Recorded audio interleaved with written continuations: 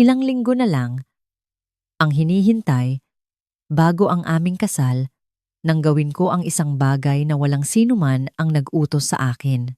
Dahil sa purong kuryosidad, hindi dahil sa duda o takot, nagsimula akong mag-aral ng sign language.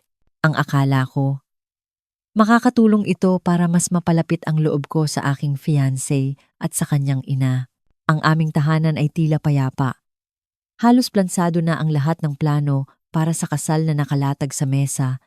Tahimik ang mga hapunan at mga kamay na gumagalaw ng marahan kapalit ng mga salita.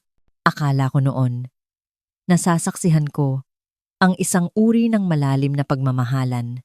Ngunit isang gabi, habang nakatayo ako ilang hakbang ang layo, naintindihan ko ng eksakto kung ano ang isinesign niya sa kanyang ina. Tumigil ang aking paghinga, sumigaw ang aking kutob, at sa sandaling iyon, napagtanto ko na ang katahimikan sa aming bahay ay hindi pala pagmamahal. Ito ay isang pagbabalat kayo. Sa umpisa, walang anumang mukhang mali. Binalaan na ako ni Daniel na ang kanyang ina, si Margaret, ay lubos na umaasa sa sign language. Hindi siya nakakarinig, hindi nakakapagsalita, at ayon kay Daniel, ang pakikipagsapalaran sa mundo ay mas nakakapagod para sa kanya kaysa sa inaamin nito. Nang lumipat siya sa aming bahay, nag-adjust ako nang walang reklamo. Malaki ang bahay, hindi issue ang espasyo, at si Margaret mismo ay tila mabait, halos maingat pa nga.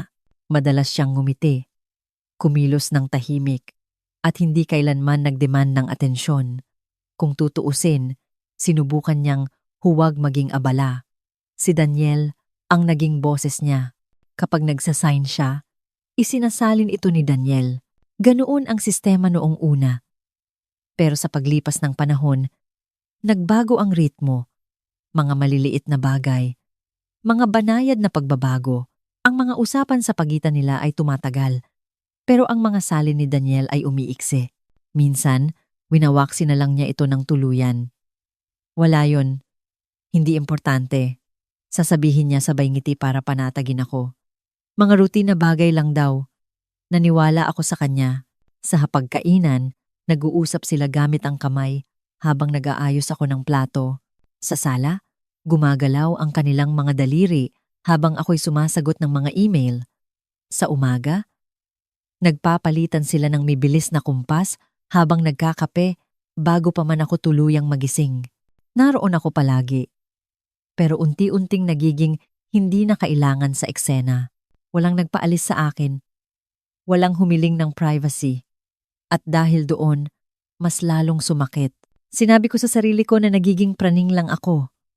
Wala namang ibang paraan para makipag-usap si Margaret.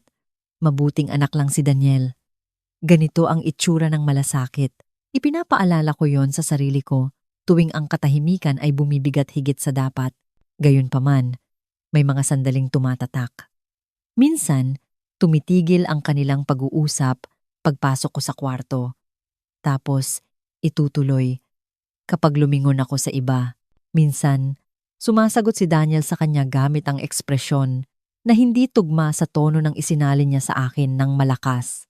Minsan, tinanong ko kung ano ang pinag-uusapan nila at nag-atubili siya bago sabihing tungkol lang sa pamamalengke. Ayokong maging babaeng naghihinanakit sa isang may kapansanan na magulang na nangangailangan ng kanyang anak. Pero unti-unti, nagbago ang bahay. Hindi ito naging maingay. Hindi rin naging malamig. Naging masikip ito. Para bang may buong mga pag-uusap na nangyayari sa espasyong nakikita ko naman pero hindi ako pwedeng pumasok.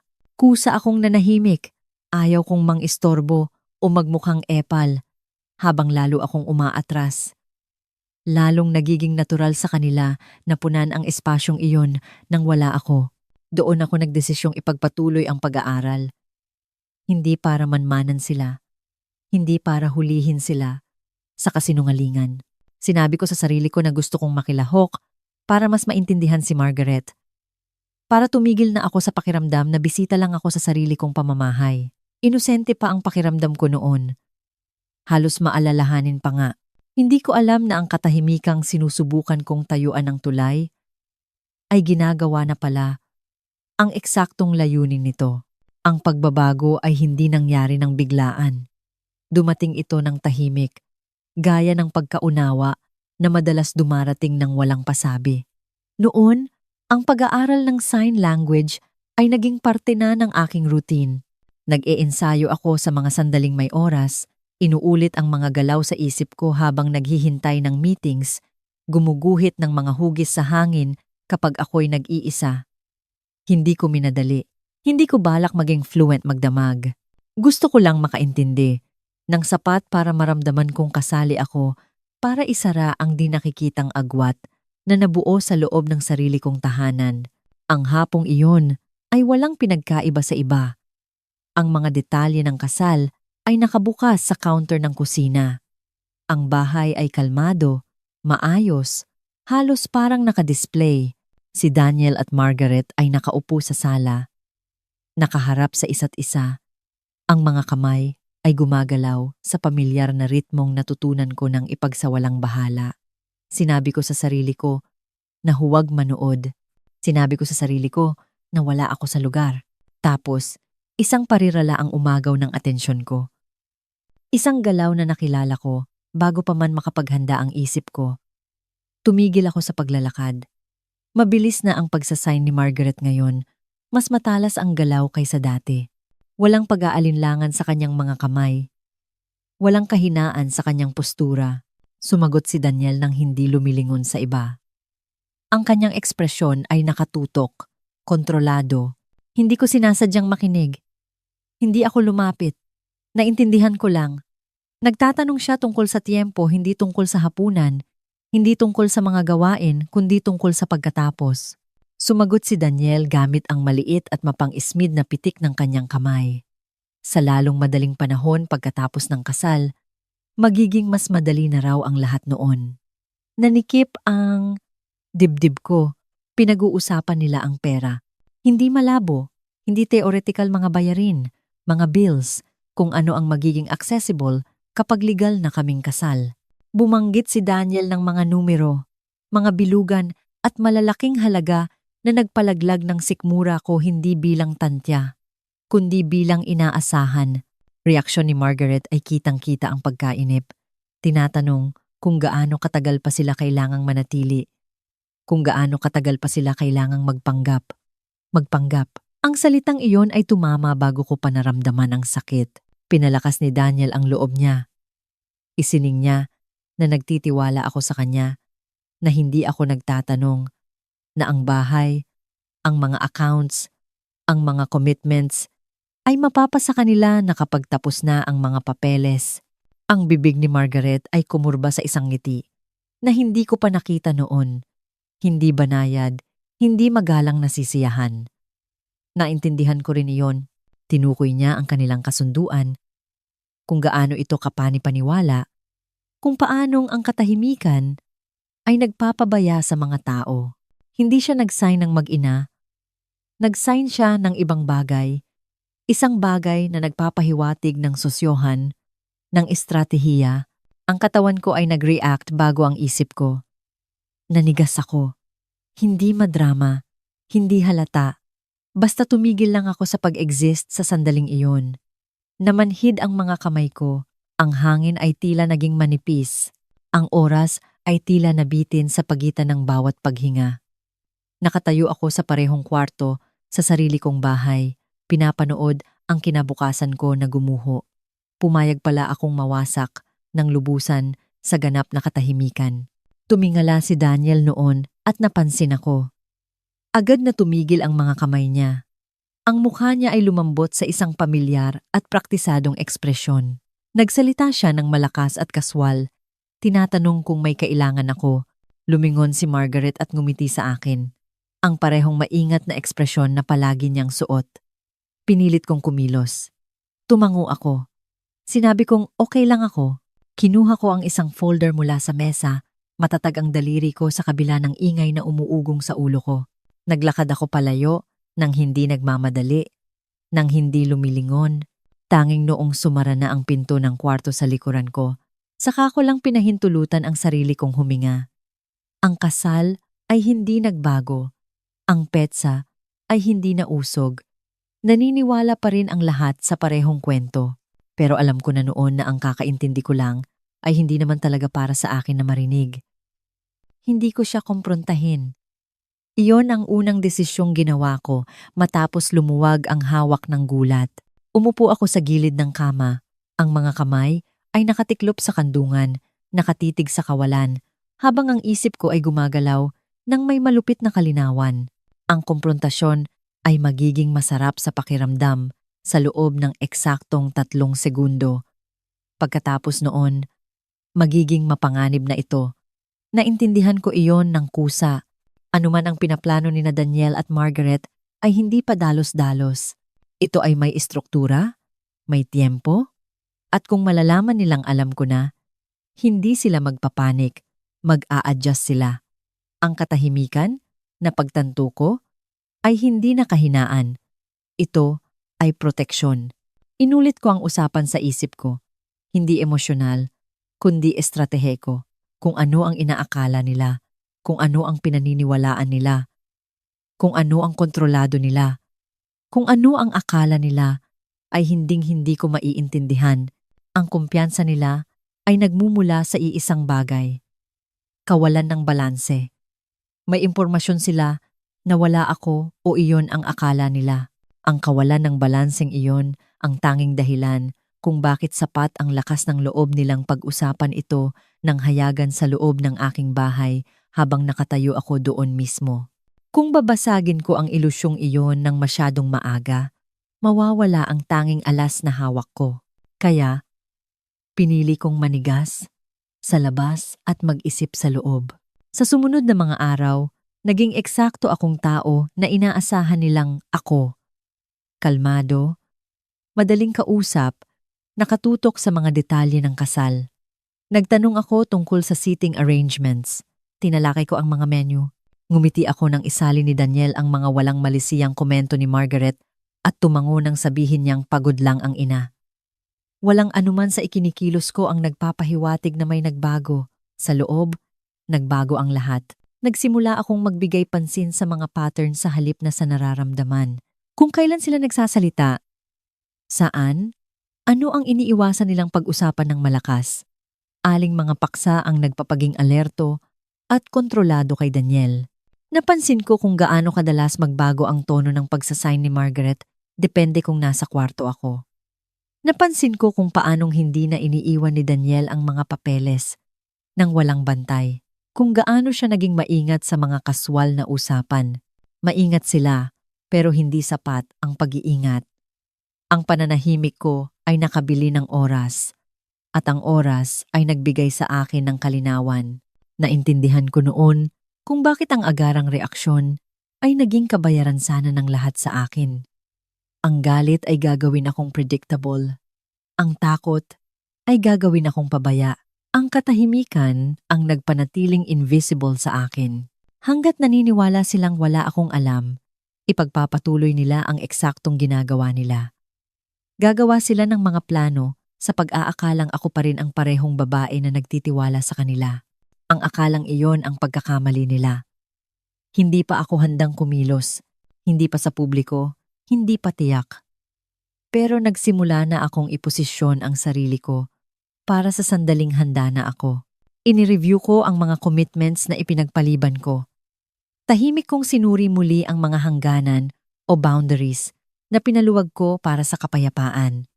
Gumawa ako ng mental notes kung ano ang pwedeng bawiin at kung ano ang hindi. Sa unang pagkakataon mula nang malaman ko ang katotohanan, nakaramdam ako ng iba bukod sa gulat. Kontrol. Ang paninigas ay hindi ako ikinulong. Pinrotektahan ako nito. Pinigilan nito ang panganib na makita ako ng malinaw habang natututo akong gumalaw ng hindi nakikita.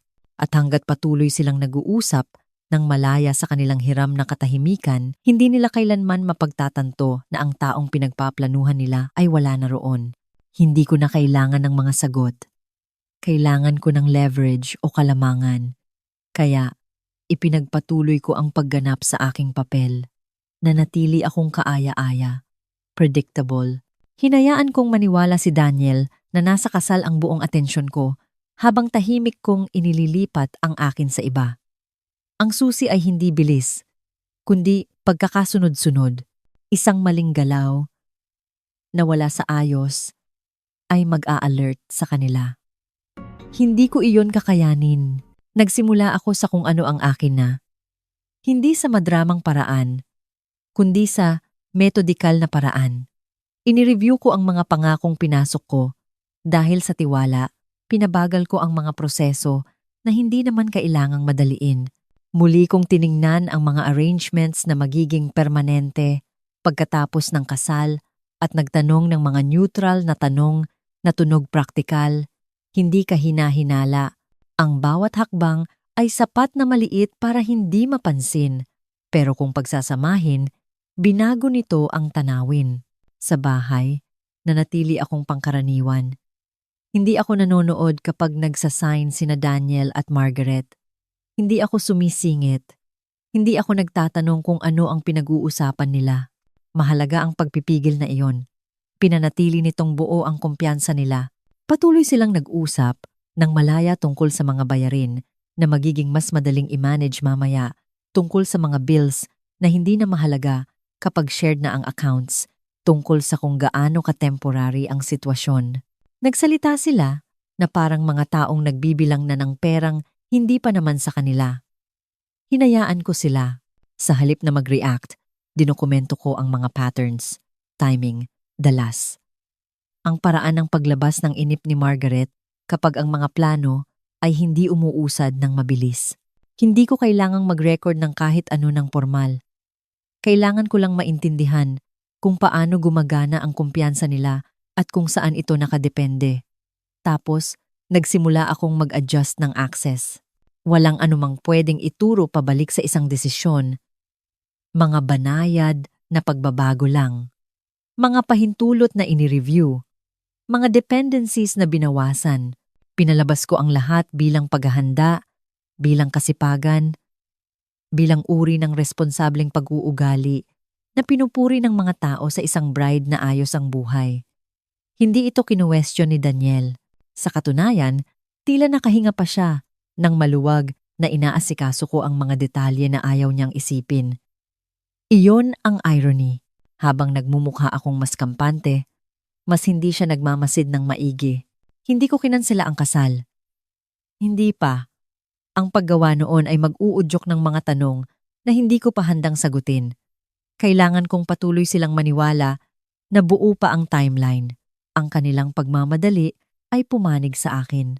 Habang papalapit kami ng papalapit, mas lalo silang nagiging pabaya sa kanilang mga inaakala. Ang pagpoposisyon ay hindi tungkol sa pag-atake. Ito ay tungkol sa alignment, ang pagsisiguro na kapag dumating ang sandali, ang resulta ay mararamdamang hindi maiiwasan sa halip na pilit. Nang nasa ayos na ang lahat, walang madramang nangyari sa ibabaw, walang sigawan, walang eksena, walang akusasyon. Sinumang tumitingin ay makakakita ng isang babaeng kalmadong naghahanda para sa kasal. Ang hindi nila nakikita ay ang pundasyon sa ilalim ng kinabukasang iyon ay tahimik ng binaklas, malinis, at walang ni isang komprontasyon. Hindi ko kailangan na umamin sila. Hindi ko kailangan na magpanik sila. Ang kailangan ko lang ay patuloy silang magsalita. Patuloy na mag-assume. At patuloy na maniwala na ako ay nasa kung saan nila ako iniwan. Hindi nila napansin na nakaalis na pala ako. Ang pagkalas ay hindi nagsimula sa isang argumento. Nagsimula ito sa katahimikan. 2 araw, bago ang dapat sana'y huling meeting para sa kasal, umuwi si Daniel na balisa. Hindi niya sinabi kung bakit. Noong una, gumalaw siya sa bahay na may atensyon na hindi niya maitago. Tinitingnan ang kanyang telepono nang mas madalas kaysa karaniwan, humihinto sa gitna ng pagsasalita kapag nagsasign sa kanya si Margaret. Ang kanilang mga usapan ay naging mas matalas, mas mabilis, hindi gaanong maingat, nanatili akong pareho. Nang sa wakas ay nagsalita si Daniel, hindi ito akusasyon. Ito ay pagkalito. May sinabi siyang tungkol sa isang delay, isang komplikasyon na hindi niya inaasahan. Sinabi niya ito ng kaswal, na parang ang issue ay maaayos ng kusa kung hindi niya ito susuriin ng maigi. Hindi nakiisa si Margaret sa kanyang optimismo. Ang kanyang pag-sign ay pabigla-bigla na ngayon, iritado. Nagtanong siya kung ano ang naging mali. Alam ko na. Ang timeline na inaasahan nila ay hindi na umiiral. Ang mga inaakala nilang access, ang pagiging hindi maiiwasan, ang kontrol na ibibigay sana ng kasal sa kanila ay gumuho ng tahimik sa ilalim ng kanilang mga paa. Hindi dahil hinarang ko sila ng diretsahan, kundi dahil tinanggal ko ang mga shortcut na inaasahan nila. Nagsimula silang magtalo sa paraang hindi pa nila ginawa noon. Hindi malakas, hindi madrama, pero may urgency. Ang kanilang katiyakan ay nawala, napalitan ng recalculation. Pinilit ni Margaret si Daniel para sa kasiguruhan. Hindi makapagbigay si Daniel. Sa unang pagkakataon, walang handang sagot si Daniel. Ang kasal ay hindi nakansela sa isang iglap. Ito ay nastall o naantala. Ang mga appointments ay napostpone. Ang mga desisyon ay biglang nangailangan ng mas maraming oras. Ang gaan na dating ipinapakita ni Daniel ay napalitan ng frustration na sinubukan niyang itago bilang stress. Nang iminungkahi niyang iurong ang petsa, ng kaunti, hindi ako tumutol. Hindi ako nagtanong, pumayag lang ako. Doon na tuluyang bumigay ang istruktura ng walang pressure ng nalalapit na kasal. Ang kanilang urgency ay naging visible. Namilit sila kung saan hindi dapat. Humingi ng mga bagay ng masyadong diretso. Gumawa ng mga assumption na hindi na akma sa sitwasyon. At nang gawin nila iyon, ang mga safeguards o harang na tahimik kong inilagay ay tumugon nang wala ang aking pakikialam. Walang madramang revelasyon, walang komprontasyon sa sala, walang taasan ng boses o sumbatan, kundi isang pagkakasunod-sunod ng mga pangyayari na hindi na pumapanig sa kanila. Si Daniel ang naunang makapansin. Tinanong niya ako isang gabi kung may nagbago ba. Hindi galit, hindi depensibo maingat, na parang sinusubok ang lupang tinatayuan niya.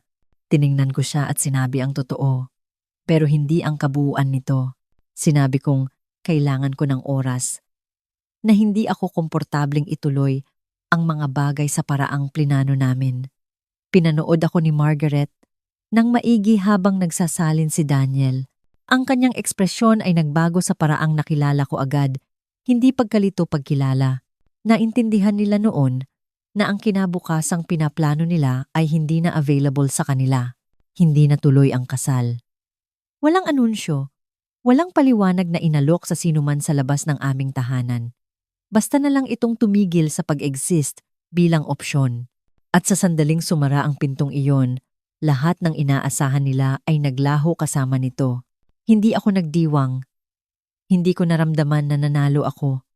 Ang naramdaman ko ay isang bagay na mas matatag kaysa ginhawa, ang kaalaman na nabigo sila. Hindi dahil kinalaban ko sila, kundi dahil humakbang ako palabas sa papel na kailangan nilang gampanan ko.